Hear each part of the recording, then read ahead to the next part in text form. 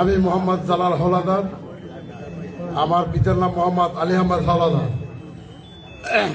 আমি বগা ইউনিয়ন মৎস্যজীবী দলের ভারপ্রাপ্ত সভাপতি হিসেবে দায়িত্ব পালন করেছি।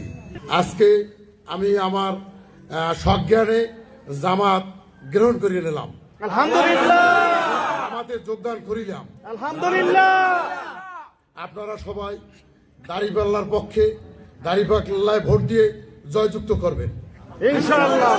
আমরা নেতাকর্মী এখানে বহু সত্তিনিক লোক আছি। তার সাথে আছে ছাত্র দল আছে, যুব দল আছে, মূল দল আছে, স্বেচ্ছাসেবক দল আছে, শ্রমিক দল আছে, পোস্ট পজিশনাল অনেকেই আছে।